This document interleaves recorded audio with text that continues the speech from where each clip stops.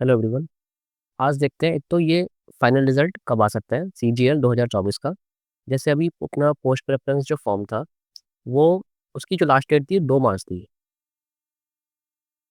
एक तो ये देखते हैं कि कब तक आ सकता है। और सबसे इम्पोर्टेंट आज का जो डिस्कशन है वो ये कि काफ़ी लोगों का ये डाउट आ रहा है मन में कि जैसे पेपर 2 शिफ्ट में हुआ था, एक 18 तारीख को और एक 20 तारीख को जनवरी में। अब जो एवरेज मार्क्स का डिफरेंस था वो अराउंड 4 से 5 नंबर का था। लेकिन फिर लोगों के मन में डाउट आ रहा है कि जो रॉन्ग क्वेश्चंस थे उनका क्या होगा? कितने मार्क्स सबको मिल जाएँगे? क्या बहुत ज़्यादा डिफरेंस आ जाएगा? काफ़ी लोगों का ये हो रहा है कि 18 तारीख वालों के +10 +15 तो नहीं हो जाएँगे? और इसका क्या नेगेटिव इम्पैक्ट आएगा 20 वालों पे? तो देखिए इस पे सब देखते हैं एक बार कि रॉन्ग क्वेश्चंस का क्या हो सकता है? कॉन्क्लूज़न निकालते हैं। शिफ्ट 18 और 20 में क्या डिफरेंस आ सकता है अल्टीमेटली जो मार्क्स इंक्रीज़ होंगे उसके बाद? तो सबसे पहले तो देखते हैं कि फाइनल रिज़ल्ट कब तक आ सकता है। आप ये मान लीजिए कि आपका फाइनल रिज़ल्ट अराउंड 12th मार्च के आसपास आ जाना चाहिए। और अगर 12th के पास नहीं आ पाया तो ये फिर आपका 18th मार्च के आसपास आ जाएगा। बहुत मतलब पॉसिबिलिटीज़ है कि आपको एग्ज़ाम का जो रिज़ल्ट है वो 18 मार्च के आसपास देखने को मिल सकता है। और हो सकता है कि 12 मार्च से पहले भी आ जाए, इसकी पॉसिबिलिटी भी है आज। अब देखते हैं नॉर्मलाइज़ेशन के लिए। अब देखिए एक ये क्वेश्चन था टाइम एंड वर्क का, रानी एंड आद्या वाला। ये क्वेश्चन गलत है। क्यों? क्योंकि यहाँ पर जो दे रखा है गिवन वो 12 डेज़ है और यहाँ पर है 16 आवर्स। और अगेन आंसर किसमें है? डेज़ में। तो ये यहाँ पर होना चाहिए था डेज़ और गिवन है आवर्स। तो इसमें ये क्वेश्चन गलत हो गया, नंबर मिलेंगे। अब लोगों को एक देखो ये कि बहुत क्लियर पता होना चाहिए कि जैसे अगर किसी ने 16 डेज़ मान के क्वेश्चन सॉल्व करा होगा तो उसका आंसर यही आएगा और क्वेश्चन ईज़ी था। तो आप ये मान के चलिए मोस्ट प्रोबेबली ये 90% लोगों ने यही आंसर मार्क करा होगा। इसका मतलब उनके ऑलरेडी उनको उनका सही है और उनको नंबर इसके एक्स्ट्रा नहीं मिलेंगे क्योंकि उनको ऑलरेडी नंबर सही मिले हुए हैं। तो आप ये देखिए कि कितने कम ऐसे लोग होंगे जिनको इसके मार्क्स मिलेंगे। अराउंड यही मान लीजिए आप कि अप्रॉक्स 10% लोग ऐसे होंगे जिनका ये शायद क्वेश्चन गलत हो। ठीक है? 20% मान लो क्योंकि मेंस में भाई सभी लोग होशियार होते हैं। ये बहुत ईज़ी क्वेश्चन था, लोगों ने कर लिया होगा मोस्ट प्रोबेबली। नेक्स्ट क्वेश्चन देखते हैं। नेक्स्ट क्वेश्चन ये मैंगो वाला। अब देखिए इसमें भी क्या था ना कि इंग्लिश में जो था एग्ज़ाम उसमें तो यहाँ दा लगा हुआ था और हिंदी वाले में यही क्वेश्चन था विदाउट मतलब दा नहीं था उसमें। तो दा के साथ स्वीटेस्ट लगाना आंसर बिल्कुल ठीक था क्योंकि हम जब ये स्वीटेस्ट जो ईएसटी वाली फॉर्म लेते हैं सुपरलेटिव तो हम दा का यूज़ करते हैं। तो वहाँ तो बिल्कुल ठीक है। अब बचा हिंदी वाला एग्ज़ाम उसमें पढ़ ला मैं। तो आप ये मान लीजिए कि इंग्लिश वालों को तो नंबर इसके शायद ना ही मिले। अब मिलेंगे हिंदी वालों को। हिंदी वालों के लिए शायद ये क्वेश्चन गलत होगा। तो फिर हिंदी वाले कितने लोग होंगे? अब अराउंड अगर हम आइडिया लगाएँ कि हिंदी के जैसे 50% अगर मान लें हम ऑन एन एवरेज 50% इंग्लिश वाले कैंडिडेट्स और 50% हिंदी वाले कैंडिडेट्स, जबकि ऐसा होगा नहीं। तो 50% लोगों को इसके मार्क्स मिलेंगे, लेकिन इंग्लिश वालों को तो इसके मार्क्स मिलेंगे नहीं शायद, ठीक है? बाकी एसएससी डिसाइड करेगा। तो मतलब मेरा बताने का ये मतलब है कि हो सकता है कि सबको इसके मार्क्स ना मिले, थोड़े लोग। तो थोड़े लोग तो इम्पैक्ट भी कम ही आएगा।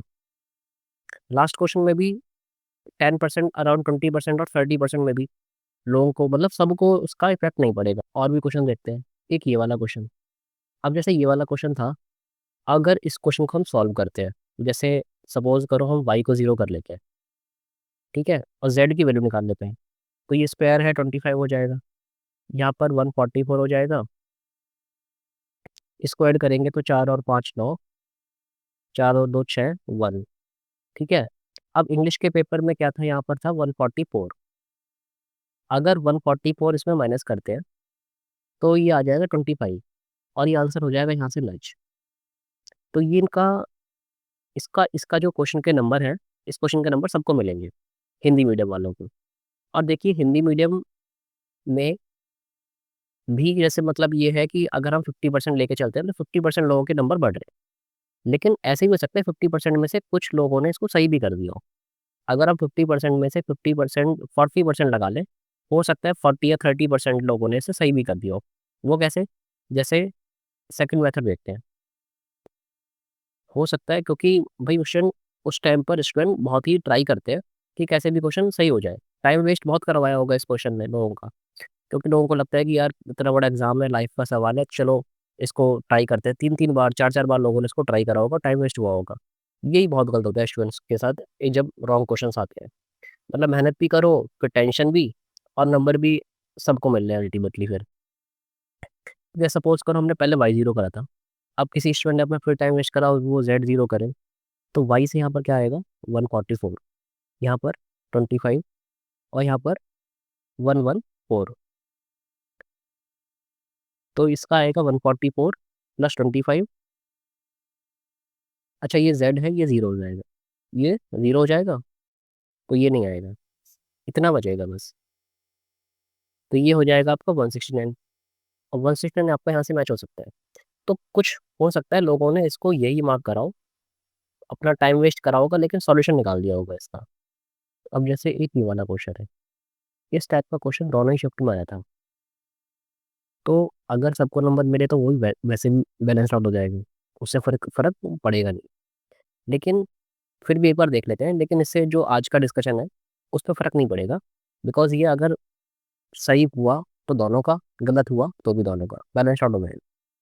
एक बार फिर से देख लेते हैं इसको। जैसे ये फर्स्ट 92 इवन नंबर्स की बात हो रही है, तो देखिए हम हमेशा पढ़ते हैं कि अगर इवन नंबर्स का निकालना है तो n+1, और ऑड का निकालना है तो n। और ये n+1 के अकॉर्डिंग बिल्कुल सही है, 92+1 93। तो ये वैसे भी किसी को नंबर इसके मोस्ट प्रोबेबली एसएससी इसमें देगा नहीं। बाकी एसएससी पर डिपेंड करता है कि वो क्या करते हैं। अब देखिए एक ये क्वेश्चन है, ये 20th शिफ्ट का है, 20 जनवरी वाले एग्जाम का। अब इसमें जो इंडिपेंडेंट है वो सही है, अगर किसी नॉट म्यूचुअली एक्सक्लूसिव लगाया है तो देखिए काफ़ी लोगों का ये डाउट है कि ये भी सही होना चाहिए। तो हो सकता है एसएससी इसको कंसीडर करे, बट एसएससी अगर इसको कंसीडर करेगा तो दो ऑप्शन तो सही हो नहीं सकते हैं। तो हो सकता है एसएससी इसमें नंबर ना दे, क्योंकि जो इंडिपेंडेंट आंसर है वो भी ठीक है। तो ये एसएससी पर डिपेंड करता है कि अब इसके नंबर मिलेंगे या नहीं मिलेंगे, लेकिन चांसेस कम है। तो आप ये देखिए अल्टीमेटली जो कंक्लूजन है, इसके चांसेस कम है, ये बैलेंस आउट होगा अगर कुछ भी होगा, इसके मार्क्स 100% मिलेंगे, ठीक है। और हिंदी मीडियम वाले, लेकिन लोग जिनको नंबर मिलेंगे वो लोग कम होंगे। एक तो हिंदी मीडियम, ऊपर से जिनका गलत है उनको। एक ये वाला क्वेश्चन, ये मोस्टली लोगों ने सही कर दिया होगा, तो इसमें भी लोग कम होंगे जिनके नंबर्स इंक्रीज होंगे। लास्ट में ये वाला क्वेश्चन, इसमें इंग्लिश वालों का 10 टेस्ट मार्क करा होगा लोगों ने, और हिंदी वाले हैं उनका, उनके नंबर मिल जाएंगे। तो इसमें भी कुछ ही मतलब पोर्शन है जिनके मार्क्स इंक्रीज होंगे। तो अल्टीमेटली ये समझ में आता है कि बहुत ज़्यादा नंबर इंक्रीज नहीं होंगे। तो जैसे ये 4 से 5 नंबर का डिफरेंस आ रहा था, ठीक है, ऑन एन एवरेज, तो आप ये मान लीजिए कि हो सकता है ये डिफरेंस 5.5 आ जाए, 5.6 आ जाए, 5.6 कह रहा हूँ, 6 आ जाए, 6.5 आ जाए, लेकिन इससे ज़्यादा शायद ये डिफरेंस ना आए। तो ये मान लीजिए कि 4 से 6.5 तक रेंज है कि इंक्रीज हो जाए 18 वाली शिफ्ट के मार्क्स। लेकिन ऐसा नहीं है कि जैसे काफ़ी लोग कह रहे हैं 15 मार्क्स तक इंक्रीज हो जाएंगे, वहाँ तक जाना बहुत मुश्किल है। किसी के नंबर बहुत ज़्यादा होंगे तो हो सकता है कि थोड़े नंबर और इंक्रीज हो जाए, लेकिन ऑन एन एवरेज यही रेंज रहनी चाहिए। बाकी ये मेरा एनालिसिस है, गलत भी हो सकता है, ठीक है, कोई वो श्योरिटी नहीं है कि अराउंड इसके ही जाएगा। लेकिन मुझे इतना लगता है, जितना मैं समझ पाया, यहाँ पर रहना चाहिए डिफरेंस। बाकी जो ये रॉन्ग क्वेश्चंस आते हैं इतने बड़े एग्जाम में, जिसके पेपर में रॉन्ग क्वेश्चंस आ जाते हैं, जिनका टाइम वेस्ट होता है, उनको पता है कि भाई उन्होंने अपना कितना टाइम वेस्ट करा उस पर्टिकुलर क्वेश्चन में, और अल्टीमेटली जो हमने एफर्ट डाले उस समय मिला क्या हमें? नंबर, नंबर तो नहीं मिले, क्या मिला? टेंशन मिला, ठीक है, प्रेशर और इंक्रीज हो जाता है। एक तो पहले से ही इंसान परेशान होता है इतने बड़े एग्जाम को देते हुए, और परेशान, टाइम कम पड़ जाता है। अब टाइम कम पड़ गया तो पता लगा जीके के कुछ क्वेश्चन छूट गए एंड में, या फिर कुछ क्वेश्चन बहुत जल्दी-जल्दी कर दिए तो सिली मिस्टेक्स हो गई। तो ये रॉन्ग क्वेश्चन काफ़ी लोगों के लिए बहुत बड़ी प्रॉब्लम क्रिएट कर देते हैं। बाकी एक बार उनके लिए देख लेते हैं कि जिनको अभी 2025 का एग्ज़ाम देना है। बहुत शॉर्ट में अगर मैं अभी बताऊँ तो अभी आपको अपना रिवीजन करते रहना चाहिए, मॉक देते रहो डेली, और जो आपके इंग्लिश में वोकैब है वो अपनी पीवाईक्यू याद करते रहो, synonym, synonym, antonym, idioms, OWS, one word substitution, ये सब याद करते रहो, ठीक है? और जो जीके है वो पीवाईक्यू अपनी याद करते रहो, बहुत इंपॉर्टेंट है। टियर 1 में तो कितने क्वेश्चंस रिपीट होते हैं, ठीक है? इवन टियर 2 में भी ऐसा तो है नहीं कि सब कुछ नया आ जाता है।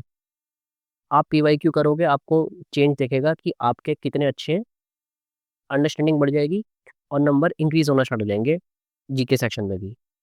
बाकी मैथ्स में अच्छे से पीवाईक्यू अपने लगाओ डेली, सो दैट आपकी जो ईज़ी क्वेश्चन है उनमें स्पीड इंक्रीज़ हो जाए और टाइम आपका कम लगने लगे। और एक बार आपका अगर टाइम रिड्यूस हो गया, ठीक है, क्वेश्चन को सॉल्व करने का, स्पीड इंक्रीज़ हो गई, तो आपके जो बाकी डिफ़िकल्ट क्वेश्चन होते हैं, आप उनके लिए टाइम निकाल पाओगे पेपर में। और ये सबसे मोस्ट इम्पोर्टेंट चीज़ है कि डिफ़िकल्ट क्वेश्चनों के लिए टाइम निकाल लो, यही आपको दिलाती है अल्टीमेटली रैंक। क्योंकि जो एवरेज क्वेश्चंस हैं, वो सब लोग कर देते हैं, आजकल जो कॉम्पिटिशन है वो एवरेज सब कर देते हैं। अल्टीमेटली क्या होता है, जो डिफ़िकल्ट क्वेश्चंस हैं, वही डिसाइड करते हैं कि रैंक किसको मिलेगी। तो आज के लिए बस इतना ही। और अगर आप एसएससी के किसी भी एग्ज़ाम की तैयारी कर रहे हैं, तो आप इस चैनल को सब्सक्राइब कर लीजिए। आपको हमेशा इस चैनल पर यूज़फुल कंटेंट ही प्रोवाइड करवाया जाएगा। Thank you. बाकी आपको कोई डाउट हो, आप टेलीग्राम पे मैसेज कर सकते हैं। टेलीग्राम की जो लिंक है, वो डिस्क्रिप्शन में, वीडियो के डिस्क्रिप्शन में और चैनल के डिस्क्रिप्शन में आपको दोनों जगह मिल जाएगी। आपको कुछ भी डाउट है, कोई भी क्वेश्चन पूछना है, कोई भी डाउट है, आप लिखिए मैसेज, मैं कोशिश करूँगा कि आपकी हेल्प कर पाऊँ। Thank you.